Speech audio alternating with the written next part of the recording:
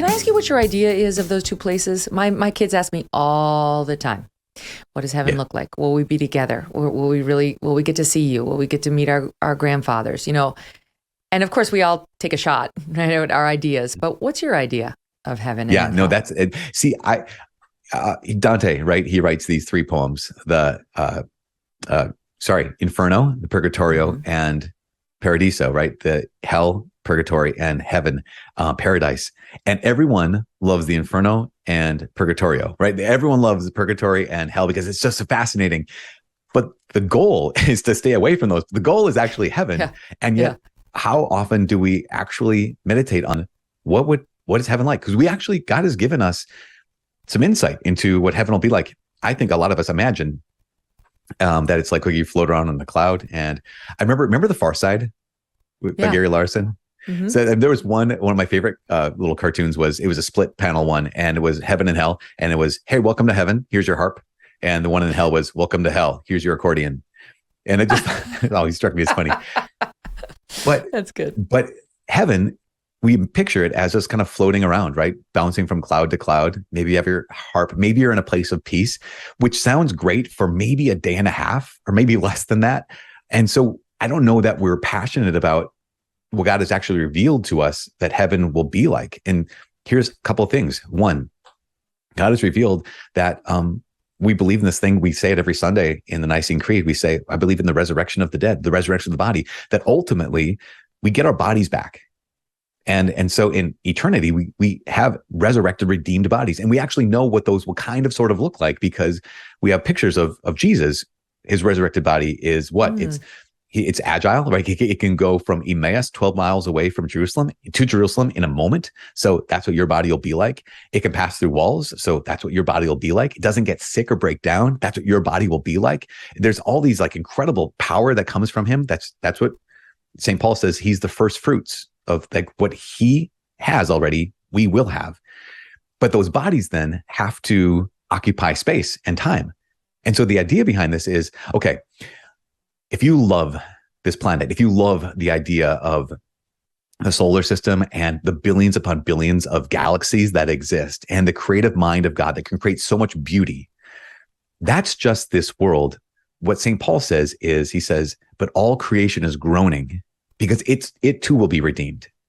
What that means is those bodies, those resurrected bodies that God wants us to have back in eternity, they will occupy space, not just floating around from cloud to cloud, but in a world or worlds that are just as real and maybe even more real than the one we're in now.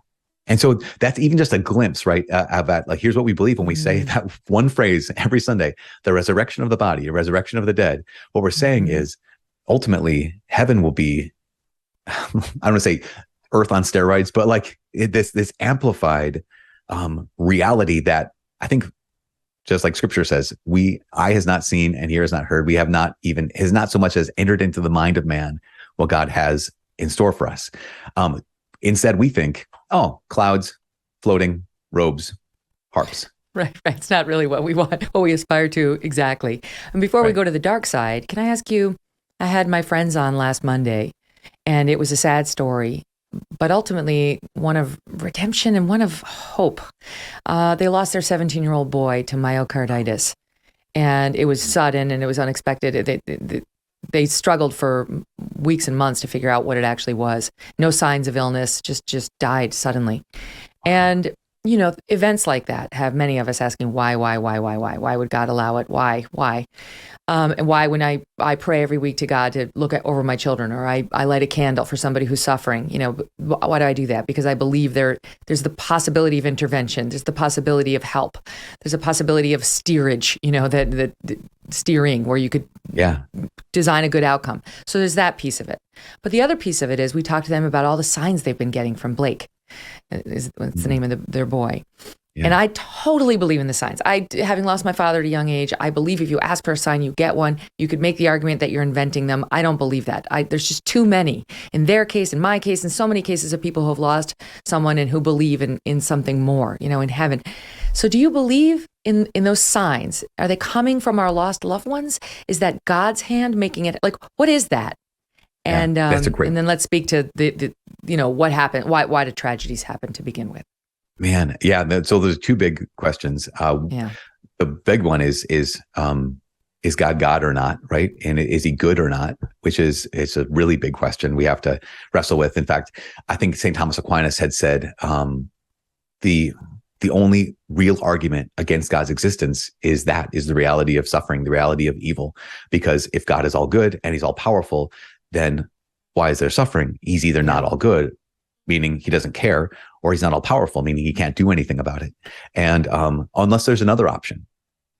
And I just think I go all the way back to the very beginning of the Bible, all the way to the very end, and realize, okay, so the very first sin, essentially, eating an apple or eating the fruit, right? And we think, well, that's kind of silly. That was, everything gets broken because we ate a piece of fruit. But it wasn't that. It was, the big challenge was, do you trust him? Like, here's this God who's made this world. He made it good. He made you good. He is good. He's revealed himself as being good. And he's asked you, don't do this thing. But he's also given you freedom. And in that freedom, we say, I'm going to do the thing. I know what you've said. I know what you want. I don't care. I want what I want, rather than trusting God. And this is one of those pieces that just is, that's what has marked our heart ever since then, which is, okay, God, if you're good, then you want me to have the thing. And if you don't want me to have the thing, then you must be holding out on me. And so it's this wound of trust. Beyond that is you think, like, wait, God, you could have just stopped them. Why don't you just stop Adam and Eve from choosing this? Why don't you just stop me from making that stupid decision? Why don't you just stop, the illness from progressing? And we recognize that God doesn't stop us from making choices. He doesn't stop us from saying no, because for whatever reason, God has made it clear that it's more important that we become people who are able to love than people who are simply safe. And if I'm going to love, if I'm going to say yes with all my heart, I have to also be able to say no with all my heart. Or else I'm not really free. And so here's God, who doesn't want robots, and he doesn't want a bunch of pets. He ultimately reveals, no, I want sons and daughters who can live and love like me. And that means you have to be able to do it freely. And you also have to be able to risk something. And so we keep going back to this place of like, God, why don't you just take it away? Like, take away the suffering, take away the pain. And turns out that in the Christian revelation is God does something even more profound than removing the pain. He redeems the pain. Now, that is one thing for you and I to talk about this right now in the middle of a Tuesday, where it's just like we might be free of some serious suffering. It's a whole nother thing to talk with your friends who are in the midst of grief. But that sense of like, what do you mean redeem the pain? Well, what is the central image of Christianity? It is a cross, and on that cross is a body. And it's not just the body of a human being. It's the body of God himself, who took on a human body, who took on human nature. And in that body, what did he do? He lived and he suffered. He let death overwhelm him. He let the feeling of abandonment overwhelm him. He let it crush him. He actually let it kill him. And then he rose from the dead. And so there's no way, even though our hearts can be breaking, and our hearts do break still, they still break up, obviously. But even though that happens, one of the things we recognize is we can never say, God, you have no idea what I'm going through. We can never say that. We can never say, God, you have no idea what it feels like to fill in the blank. Because here's God who's entered into the worst that human beings can go through: abandonment, betrayal, and suffering and death.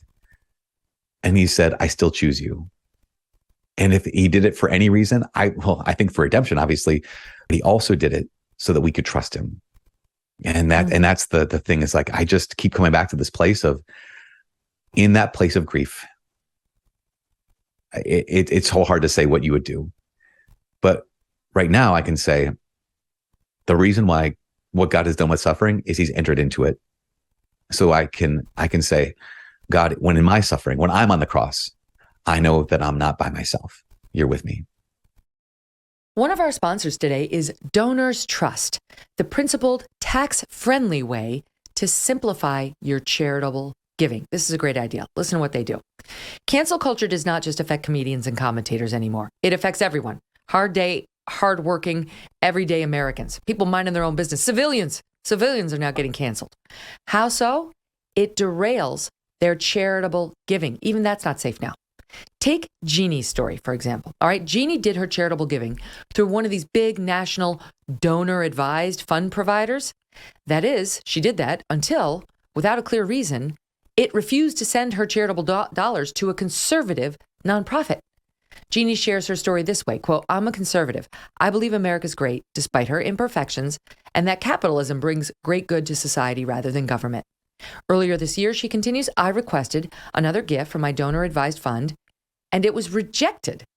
Jeannie wanted a donor-advised fund that shares her conservative principles, and she found it in Donors Trust. This is the oldest and largest donor-advised fund committed to limited government, personal responsibility, and free enterprise. Do you want a principled partner helping you support causes close to your heart, one that's not judging you all the time? If so, consider opening a donor-advised fund with Donors Trust. For more information on how Donors Trust can help you with your charitable giving, go to donorstrust.org/MK to receive a free copy of their donor prospectus. That's DONORS trust, TRUST.org/MK. Hey, thanks so much for watching. If you like what you just saw, hit the subscribe button for more clips and full episodes.